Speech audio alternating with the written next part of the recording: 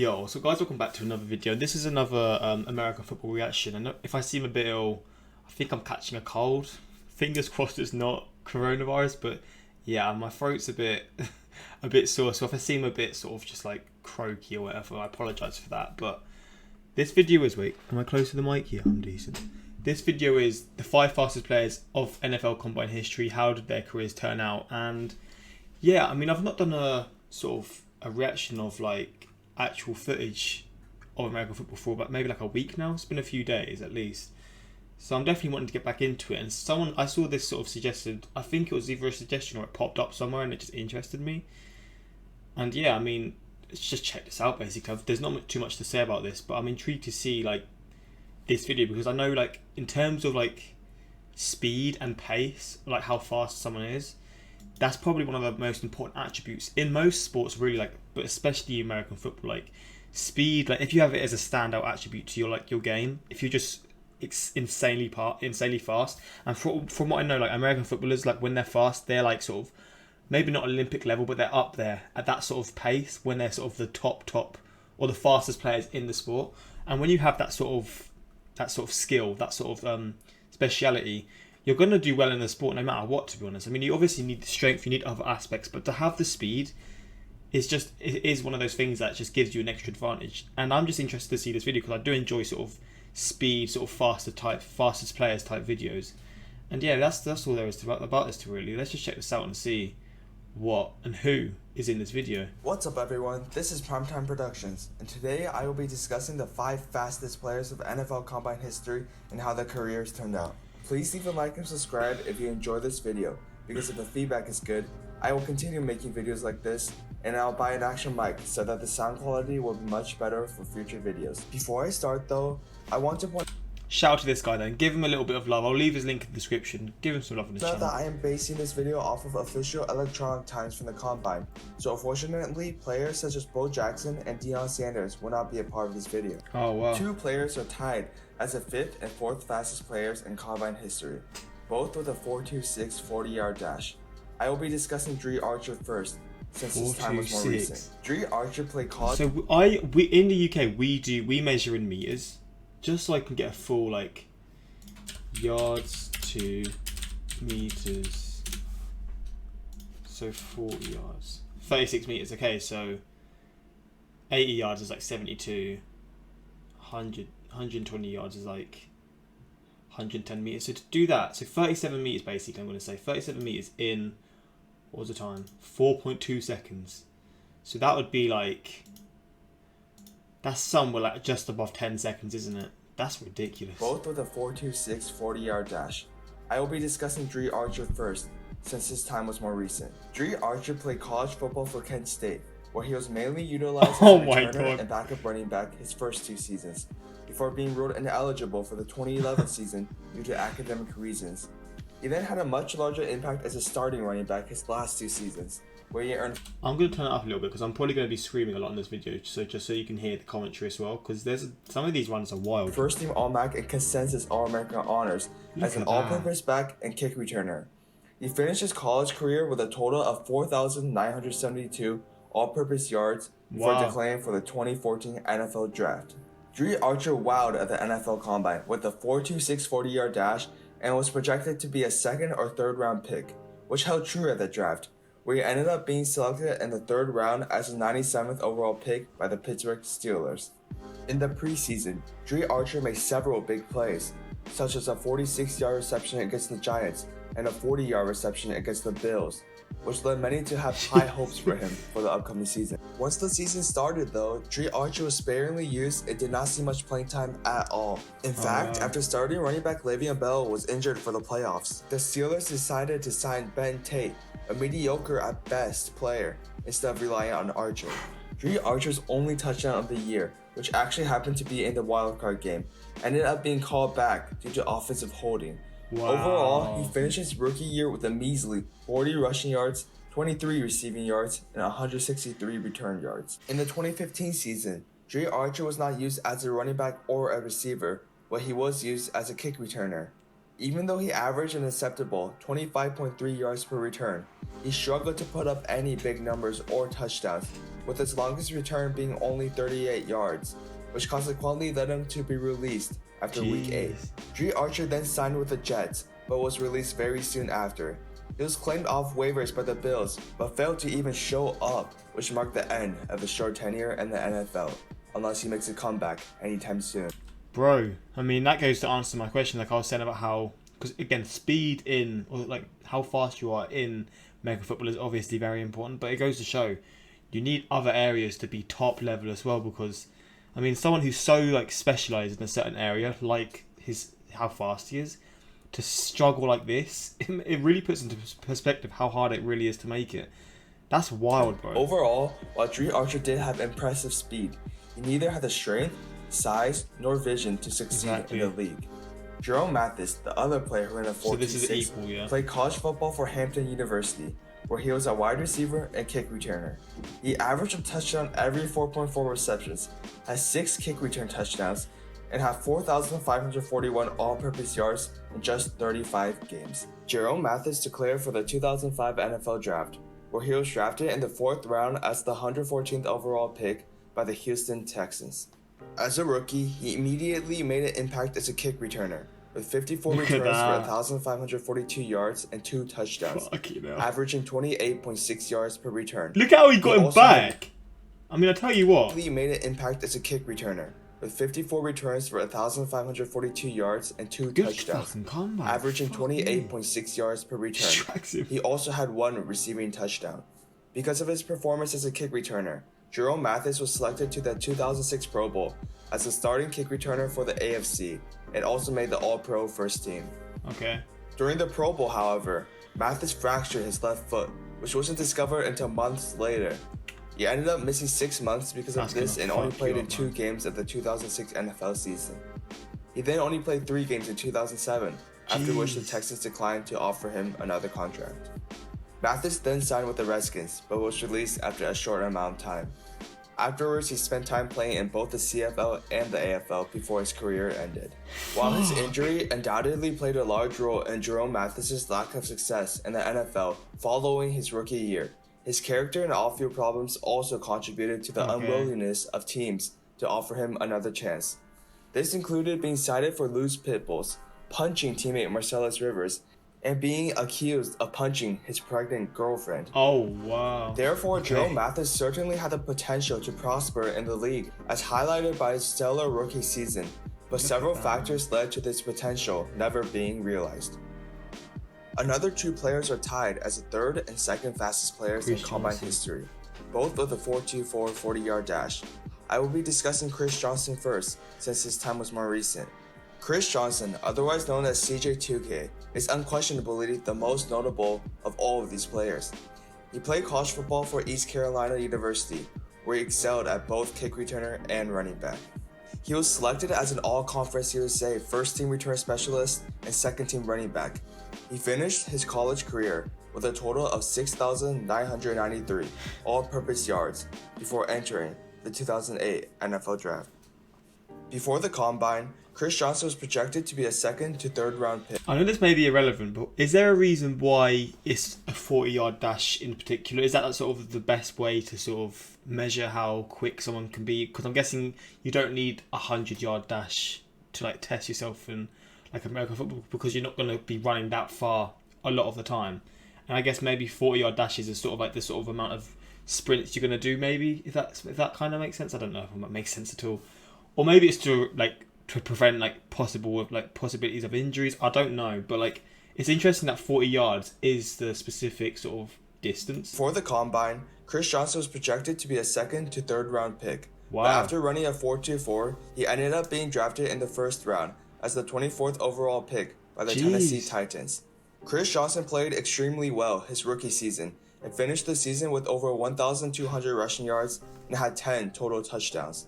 He was 2nd in Rookie of the Year voting and was elected to the Pro Bowl. The next season was when the nickname CJ2K was born. Chris Johnson had an absolute monster of a year, with performances that included 197 rushing yards against the Texans and 228 rushing yards against the Jags.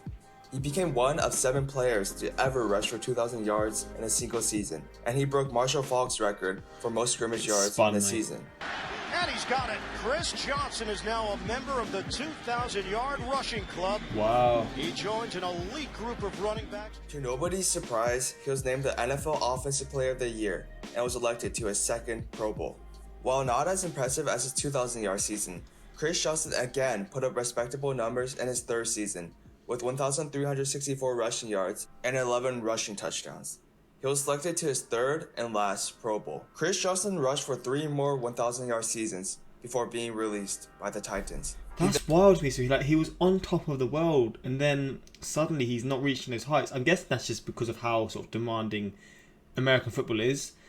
But that's mind-blowing to me. Like, he's on top. Like, he's winning Offensive Player of the Year. He's winning all these awards, breaking all kinds of records, or like equaling records kind of thing. And then he just sort of, after that, the 3-4 seasons, and he had a few seasons after that, he just sort of starts struggling. Then signed with the Jets for the 2014 season, but finished with only 663 yards and 1 touchdown.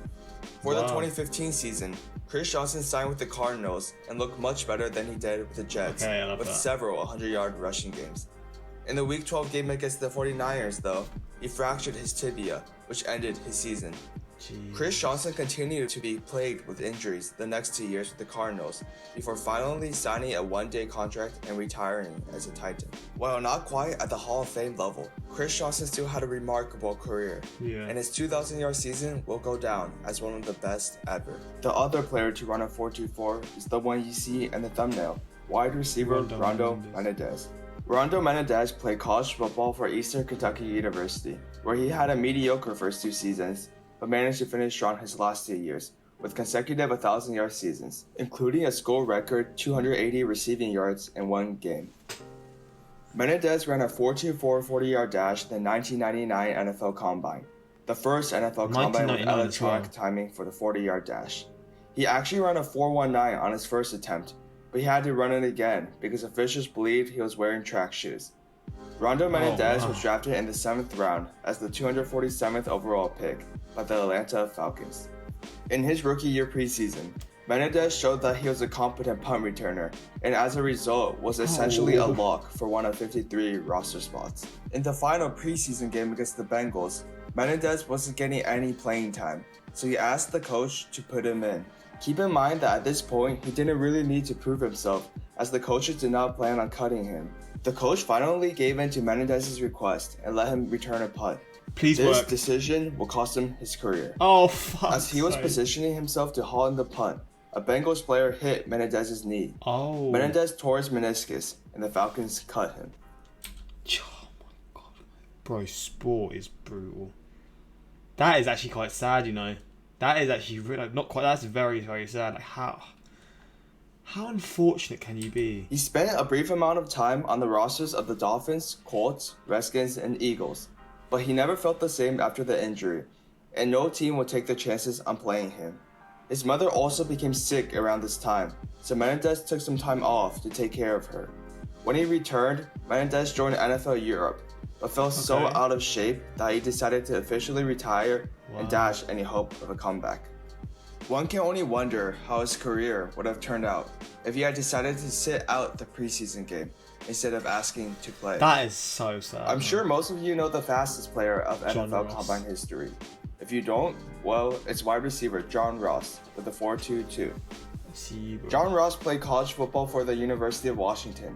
In his first 2 years, he played as a receiver, kick returner, and cornerback. He then missed his 3rd season due to a torn ACL, but he came back the next season to accumulate 1,122 receiving yards and 17 receiving touchdowns. He was named 2nd Team All-American Honors and 1st Team All-Pac-12. Ross forewent his senior season to declare for the 2017 NFL Draft. John Ross was projected to be a first-round pick, and this held true at the draft, as he was selected in the 1st round, 9th overall, by the Cincinnati Bengals. In the preseason, John Ross was able to show his speed and make several flashy plays, but on his first touch in the regular season, he fumbled the ball. Unlike fellow rookie Kareem Hunt, who also fumbled on his first carry, John Ross was benched for the rest of the season. Bro, I mean, that goes to show, like, you make these mistakes in American football, because I know that there's not as many games compared to, like, basketball or baseball, So I'm guessing. Well, I'm not guessing. These like these small mistakes. I say small. These mistakes that they make, like one-off mistakes, can lead to their season, like the team's lead or the team's sort of performance in the league, to be like completely changed because of one event. And I mean, getting benched for the whole season. I mean, if you don't get taught by anything, that is brutal as hell. But I mean, you've got to be taught these things, I guess. But that's astonishing to me. Even when he wasn't injured. During his second season, John Ross was able to effectively contribute to the Bengals offense. Even though he only amassed 210 receiving yards, Ross developed into a legitimate scoring threat, catching 7 touchdowns and scoring on 1 out of every 3 receptions. John Ross has clearly improved from his rookie year, and the Bengals have began to rely on him more and more. Now on the hinge of his 3rd season, John Ross has nowhere to go but up. With AJ Green expected to miss several weeks due to injury, John Ross is poised to have a much bigger role and could potentially put up staggering numbers this coming season. Personally, I am excited to see how John Ross will thrive under a new system, and I hope the Bengals will properly utilize Ross's skill set.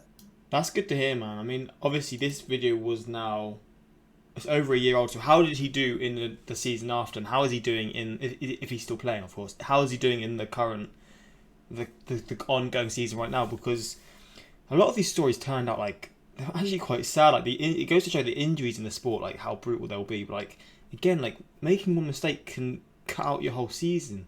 Like, it's brutal, but I mean, that's sport at the top level, isn't it? You make those errors and you're going to pay for it. But interesting video. I mean, these guys are obviously insane athletes. Like, these are like Olympic level sprinters, man. Like, this is ridiculous when you sort of like think about it. But like, also, say someone like plays 2 or 3 years in the NFL and then they just sort of, they're not good enough. Do you reckon the money, I mean, this might sound really stupid because I don't know like how much the sort of the lower end rookies or the lower end younger players would earn.